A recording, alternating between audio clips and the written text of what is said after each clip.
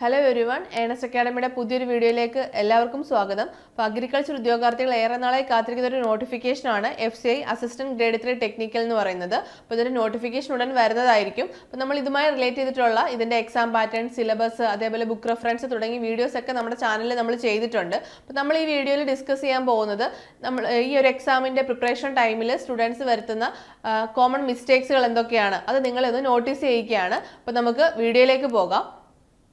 അപ്പോൾ നമ്മളൊരു എക്സാമിനായിട്ട് തയ്യാറെടുക്കുമ്പോൾ നമ്മൾ ആദ്യം നോക്കുന്നത് അതിൻ്റെ സിലബസും അതേപോലെ അതിൻ്റെ എക്സാം പാറ്റേണും ആയിരിക്കും. അപ്പം സ്റ്റുഡൻസിൽ കോമൺ ആയിട്ട് കണ്ടുവരുന്ന ഒരു മിസ്റ്റേക്ക് എന്ന് പറയുന്നത് ഒഫീഷ്യൽ സിലബസ് ഫോളോ ചെയ്യാതെ മറ്റ് സൈറ്റുകളിൽ അവൈലബിൾ ആയിട്ടുള്ള സിലബസ് നോക്കി നിങ്ങളുടെ പ്രിപ്പറേഷൻ നിങ്ങൾ സ്റ്റാർട്ട് ചെയ്യും. പക്ഷേ ഒഫീഷ്യൽ സിലബസിൽ നിന്ന് ഡിഫറെൻ്റ് ആയിരിക്കും അത് നിങ്ങളുടെ ടൈം വേസ്റ്റ് ചെയ്യുകയും നിങ്ങൾക്കത് നിങ്ങളുടെ എക്സാമിനെ അത് ബാധിക്കുകയും ചെയ്യും. അപ്പോൾ നിങ്ങൾ എപ്പോഴും ചെയ്യേണ്ടത് ഒഫീഷ്യൽ സിലബസ് ആയിരിക്കണം നിങ്ങൾ പഠിക്കാനായിട്ട് തുടങ്ങുമ്പോൾ നിങ്ങൾ കയ്യിൽ കരുതേണ്ടത്. അപ്പോൾ ഒഫീഷ്യൽ സിലബസ് മാത്രം നിങ്ങൾ ഫോളോ ചെയ്യാൻ വേണ്ടിയിട്ട് പ്രത്യേകം ശ്രദ്ധിക്കുക. ഒഫീഷ്യൽ സിലബസും അതിൻ്റെ എക്സാം പാറ്റേണും കറക്റ്റായിട്ട് മനസ്സിലാക്കിയിട്ട് അതിലുള്ള ടോപ്പിക്കുകളും അതിൽ വരുന്ന ക്വസ്റ്റ്യൻസും പ്രീവിയസ് ഇയർ ക്വസ്റ്റ്യൻസ് അനലൈസ് ചെയ്ത് അതിൽ വന്ന ക്വസ്റ്റ്യൻസ് ഒക്കെ എന്തൊക്കെയാണ്, അത് ഏതൊക്കെ ഏരിയയിൽ നിന്നാണ് ക്വസ്റ്റ്യൻസ് വന്നതെന്നൊക്കെ അനലൈസ് ചെയ്ത് വേണം നിങ്ങളുടെ പ്രിപ്പറേഷൻ നിങ്ങൾ സ്റ്റാർട്ട് ചെയ്യാനായിട്ട്.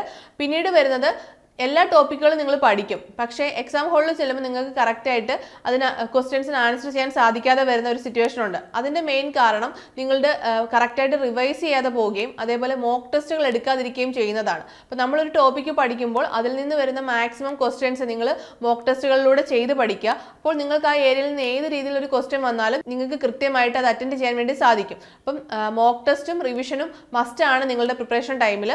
അത് ഇഗ്നോർ ചെയ്ത് കളയാതെ നിങ്ങൾ കറക്റ്റായിട്ട് എല്ലാ ടോപ്പിക്കുകളും നിങ്ങൾ പഠിച്ചു വരുന്ന എല്ലാ ടോപ്പിക്കുകളും അതിനെ ബേസ് ചെയ്തിട്ടുള്ള മോക്ക് ടെസ്റ്റുകൾ ചെയ്യുക. അതേപോലെ കറക്റ്റായിട്ട് നിങ്ങൾ റിവൈസ് ചെയ്യുക. വീക്കിലി റിവിഷൻസ്, മന്ത്ലി റിവിഷൻസും ഒക്കെ കറക്റ്റായിട്ട് നിങ്ങൾ ഫോളോ ചെയ്യുന്നുണ്ടെന്ന് ഉറപ്പുവരുത്തുക. പിന്നീട് വരുന്നതാണ്, നമുക്കറിയാം ഇതിൻ്റെ 2 സ്റ്റേജായിട്ടാണ് എക്സാം നടക്കുന്നത്. അപ്പം ഫസ്റ്റ് സ്റ്റേജിലെ എക്സാമിൽ ജനറൽ സ്റ്റഡീസിനകത്ത് കറണ്ട് അഫയേഴ്സും സ്റ്റാറ്റിക് GK എന്ന് പറയുന്ന ടോപ്പിക്കുകളൊക്കെ ഉണ്ട്. പക്ഷേ മിക്ക സ്റ്റുഡൻസും കറണ്ട് അഫയേഴ്സും സ്റ്റാറ്റിക് GK ഒക്കെ സ്കിപ്പ് ചെയ്ത് ബാക്കിയുള്ള ടോപ്പിക്സുകൾ പഠിച്ചിട്ട് പോകും. പക്ഷേ നമ്മൾ ഇപ്പോൾ FCIയുടെ മാത്രമല്ല ബാക്കിയുള്ള സെൻട്രൽ ഗവൺമെൻറ് എക്സാംസിന് നോക്കുവാണെങ്കിലും ഇപ്പം കറണ്ട് അഫയേഴ്സിൻ്റെ ഇമ്പോർട്ടൻസ് വളരെ കൂടുതലാണ്. ഇപ്പം ജനറൽ സ്റ്റഡീസിൻ്റെ ഭാഗത്തു നിന്നൊക്കെ കറണ്ട് അഫയേഴ്സിൻ്റെ ക്വസ്റ്റ്യൻസ് അതുമായി റിലേറ്റ് ചെയ്തിട്ടുള്ള കറണ്ട് അഫയേഴ്സിൻ്റെ ക്വസ്റ്റ്യൻസ് ആണ് കൂടുതലും ഇപ്പോൾ കണ്ടുവരുന്നത്. അപ്പോൾ കറണ്ട് അഫയേഴ്സ് നിങ്ങൾ മിസ്സാക്കരുത്.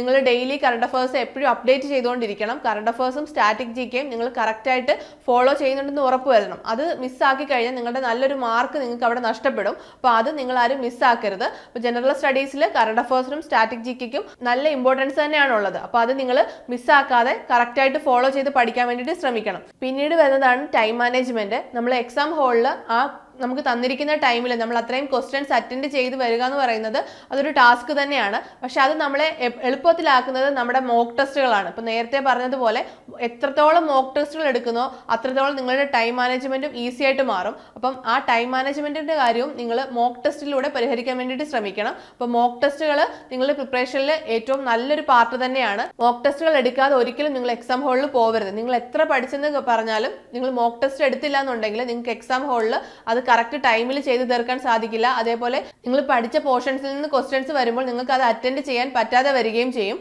അപ്പോൾ മോക്ക് ടെസ്റ്റുകൾ മാക്സിമം എടുക്കുക, എങ്കിൽ മാത്രമേ നിങ്ങൾക്ക് ടൈം മാനേജ്മെൻറ്റും അതേപോലെ ക്വസ്റ്റ്യൻസ് ഒക്കെ അറ്റൻഡ് ചെയ്യാനും നിങ്ങൾക്ക് സാധിക്കുകയുള്ളൂ.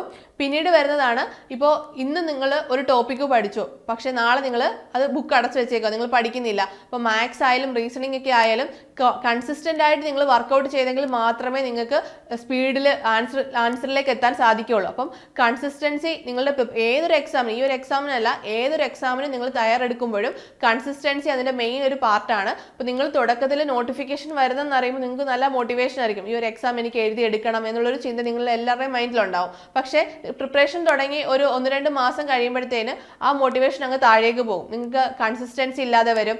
നിങ്ങളുടെ പ്രിപ്പറേഷൻ നിങ്ങൾ കണ്ടിന്യൂസ് ആയിട്ട് ചെയ്തു വന്ന പല കാര്യങ്ങളും നിങ്ങൾ പാതി വഴിക്ക് ഡ്രോപ്പ് ചെയ്യും. അപ്പോൾ അങ്ങനെ ഉണ്ടാവാതെ നിങ്ങൾ തുടക്കത്തിൽ എങ്ങനെ ആയിരുന്നോ, നിങ്ങൾക്ക് നോട്ടിഫിക്കേഷൻ വരുന്നു എന്ന് അറിഞ്ഞപ്പോൾ നിങ്ങളുടെ മൈൻഡിൽ ഉണ്ടായതുപോലെ ഈ ഒരു പോസ്റ്റ് നിങ്ങൾക്കുള്ളതാണ് എന്ന് നിങ്ങൾ ത്രൂ ഔട്ട് നിങ്ങളുടെ മൈൻഡിൽ ഉണ്ടായിരിക്കണം. ആ ഒരു ഗോൾ സെറ്റ് ചെയ്ത് വെച്ചിട്ട് വേണം നിങ്ങൾ പഠിക്കാനായിട്ട്. അപ്പം ഇടയ്ക്ക് ഒരിക്കലും ഡ്രോപ്പ് ചെയ്ത് പോകാതെ നിങ്ങൾക്കൊരു വിശ്വാസം വേണം. നിങ്ങൾക്ക് അത് എഴുതിയെടുക്കാൻ സാധിക്കും എന്ന് നിങ്ങൾ മനസ്സിൽ ഉറച്ച് വിശ്വസിക്കുക. മാക്സിമം കൺസിസ്റ്റന്റ് ആയിട്ട് നിങ്ങൾ വർക്കൗട്ടുകളും കാര്യങ്ങളൊക്കെ ചെയ്യുക.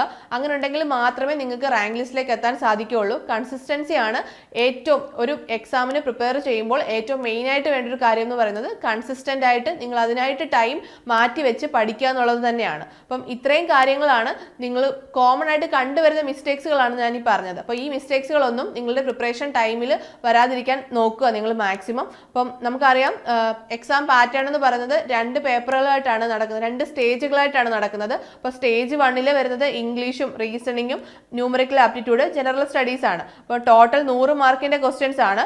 ടൈം വരുന്നത് 60 മിനിറ്റ് ആണ്. അപ്പോൾ ഈ 60 മിനിറ്റിനുള്ളിൽ 100 ക്വസ്റ്റ്യൻസ് നിങ്ങൾ അറ്റൻഡ് ചെയ്ത് കഴിയണം. അപ്പോൾ നമ്മൾ നേരത്തെ പറഞ്ഞതുപോലെ ഇവിടെയാണ് ആ മോക്ക് ടെസ്റ്റുകളുടെയും റിവിഷൻ്റെയും ഒക്കെ പ്രാധാന്യം വരുന്നത്. അപ്പം അത്രയും ഇമ്പോർട്ടൻസ് കൊടുത്തുകൊണ്ട് തന്നെ നിങ്ങൾ മോക്ക് ടെസ്റ്റുകൾ ചെയ്യുക.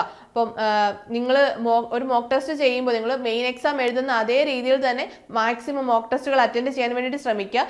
അങ്ങനെ ഉണ്ടെങ്കിൽ മാത്രമേ നിങ്ങൾക്ക് എക്സാം ഹോളിൽ നല്ല രീതിയിൽ നിങ്ങളുടെ പേപ്പർ അറ്റൻഡ് ചെയ്യാൻ സാധിക്കുകയുള്ളൂ. നമ്മൾ സെക്കൻഡ് സ്റ്റേജിലേക്ക് വരുമ്പോൾ നമ്മൾ ഫസ്റ്റ് സ്റ്റേജ് ക്ലിയർ ആയെങ്കിൽ മാത്രമേ സെക്കൻഡ് സ്റ്റേജിലേക്ക് വരികയുള്ളൂ. അപ്പോൾ സെക്കൻഡ് സ്റ്റേജിലേക്ക് വരുമ്പോൾ അവിടെയും പേപ്പർ 1 ആൻഡ് പേപ്പർ 2 ഉണ്ട്. അപ്പം അവിടെയും ഈ പറഞ്ഞ കാര്യങ്ങളൊക്കെ നിങ്ങൾ ശ്രദ്ധിക്കണം. അപ്പം നോട്ടിഫിക്കേഷൻ എന്തായാലും ഉടൻ തന്നെ എത്തുന്നതായിരിക്കും. അപ്പം നിങ്ങളുടെ പ്രിപ്പറേഷന് നിങ്ങൾക്കൊരു ഗൈഡൻസ് ആവശ്യമാണെന്നുണ്ടെങ്കിൽ നമ്മുടെ ഏണസ്റ്റ് അക്കാഡമിയിൽ നമ്മൾ ഇതിന്റെ കോഴ്സസ് ഓൾറെഡി സ്റ്റാർട്ട് ചെയ്തിട്ടുണ്ട്. നിങ്ങൾക്ക് ഒരു മെന്റർ സപ്പോർട്ട് ഉണ്ടായിരിക്കും. ലൈവ് പ്ലസ് റെക്കോർഡഡ് ക്ലാസ്സസ് ആണ്. അതേപോലെ വാട്സ്ആപ്പ് ഗ്രൂപ്പുകൾ. നിങ്ങൾക്ക് ആ റാങ്ക് ലിസ്റ്റിലേക്ക് എത്താൻ ആവശ്യമായ എല്ലാ കണ്ടന്റും നമ്മുടെ കോഴ്സിൽ ഇൻക്ലൂഡഡ് ആണ്. അപ്പോൾ നമ്മുടെ കോഴ്സിനെ കുറിച്ചുള്ള കൂടുതൽ ഡീറ്റെയിൽസ് അറിയാൻ താഴെ കാണുന്ന ഗൂഗിൾ ഫോം ഫില്ല് ചെയ്യുക. അപ്പോൾ നമുക്ക് അടുത്തൊരു വീഡിയോയുമായി വീണ്ടും കാണാം. All the best.